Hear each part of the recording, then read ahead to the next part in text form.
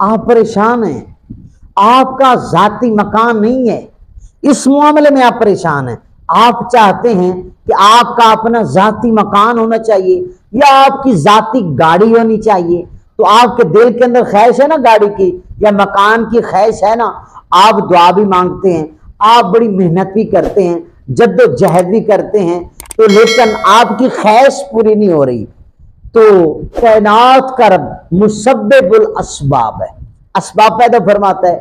تو آپ لوگوں کے لیے ایسا وظیفہ لایا ہوں، آپ 11 دن وہ وظیفہ کریں گے۔ جی ہاں، اپنی ذات کے لیے 11 دن تو نکال سکتے ہیں نا، جی ہاں، آپ 11 دن وظیفہ کریں گے، جو کریم رب سے مانگیں گے کائنات کا رب اپنے کرم سے عطا فرما دے گا۔ آپ نے کیا کرنا ہے؟ آپ نے عشاء کی نماز کے بعد اسی مصلی کے اوپر آپ نے بیٹھ جانا ہے۔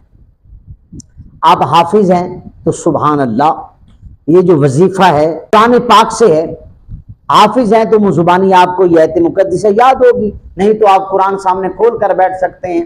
آپ نے یہ وظیفہ 111 مرتبہ پڑھنا ہے، بس 11 دن پڑھنا ہے تو 111 مرتبہ پڑھنا ہے، جی روزانہ 111 مرتبہ پڑھنا ہے۔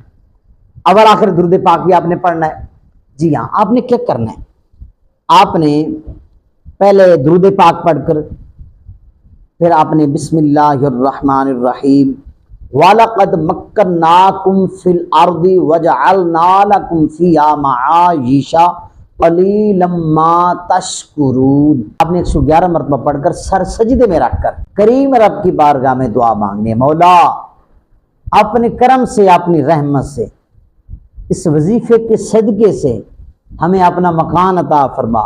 گاڑی کی خواہش ہے تو مولا گاڑی عطا فرما، بنگلے کی خواہش ہے مولا بنگلہ عطا فرما، اولاد کی خواہش ہے تو مولا اولاد نرینہ عطا فرما۔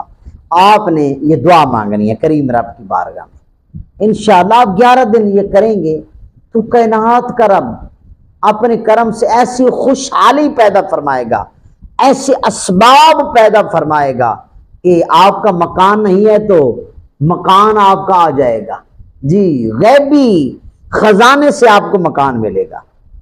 اور آپ کی گاڑی نہیں ہے تو ایسے اسباب پیدا ہو جائیں گے، آپ گاڑی خریدیں گے۔